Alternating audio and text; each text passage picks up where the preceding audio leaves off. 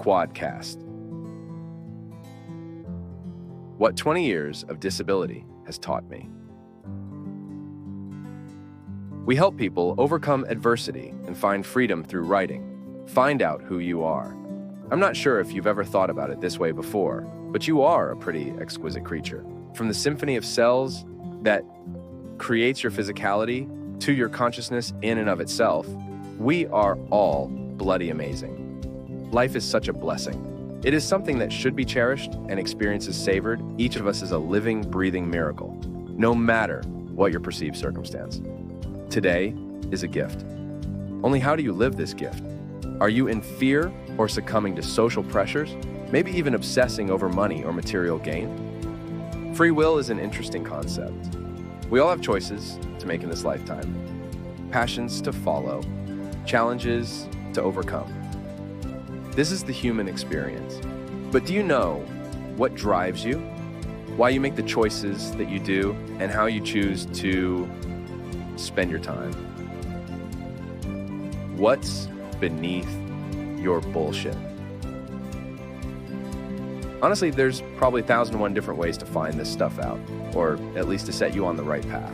Go to a psychologist, even study psychology, do an online personality test, have some deep and meaning conversations with friends, heck, even push yourself and run a marathon.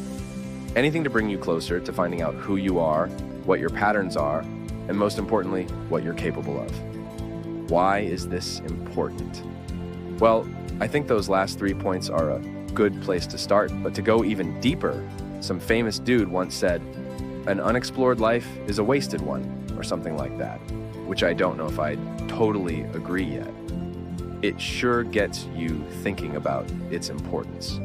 Like, are we purely here to do and take action? Or is understanding and analysis part of the life experience too? Personally, I believe they are both of equal importance. Life is easily as much a mental game as it is a physical. Anyhow, I think the lesson here is that we should never forget why we are the people that we are, both past and present, because life is definitely an evolution, even a devolution in some cases. And truthfully, there is a lot of power in understanding your own processes and preferences, what makes you, you, which, if anything, this is such a great tool to predict and control your responses to situations that may arise as you move into the future. It's like a secret weapon. Now, as I've already mentioned, there's like 1,001 different paths you could take in order to understand yourself more. And honestly, the more the merrier. Different perspectives and avenues can undoubtedly create a fuller picture. Still, what I want to share with you is the avenue which has helped me most of all in this regard, and that is THROGH writing.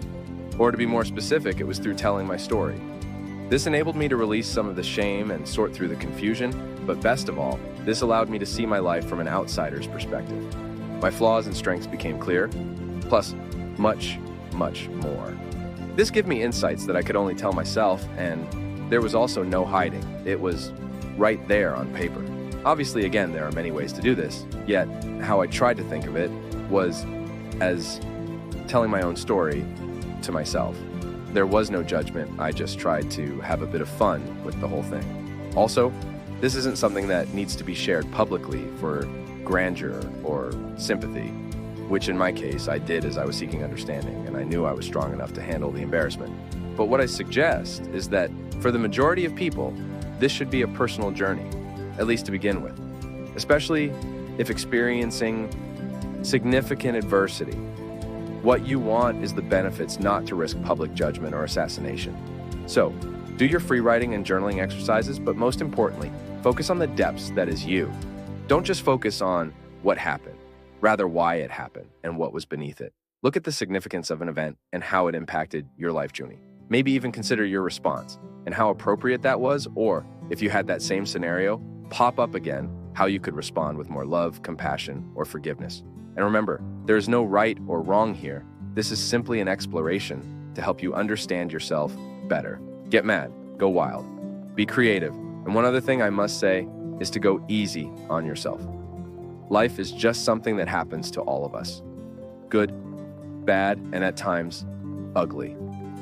Oh, and I almost forgot. If you hate writing, it is feasible to tell someone you trust your story. What I think is most important here is that you let it out. Then the exploration, insights, understanding, and healing can begin. Your story is so worth of telling. We all have insights and learnings that can blow minds. We all know about something to a depth than most other people on Earth. In fact, for centuries, stories have been one of the primary teaching modalities for centuries. When I say this, my mind instantly wanders to the old-time American Indians, sitting around the campfire, swapping tall tales and creating legends. This is how humanity and community grew. So cool. Nowadays, I think we forget the significance and importance of story. Like, not only can it be employed for self-assessment and discovery, as I've listed above, but story can also be used as a tool to teach, entertain, and inspire. It's a fascinating beast. But what I love most of all, this simple art form that almost anybody can do has the possibility of immense power. Storytelling can provide the purpose and meaning many of us are looking for, and at times this becomes clearest when reading what is written between the lines. A feeling or revelation speaks volumes. A contrast or confession can speak new and raw truth. A life of great magnitude can even be created that expresses in all its glory the exquisite creature that you are, and the discovery that this is your truth. Not only is today a gift, but you are too.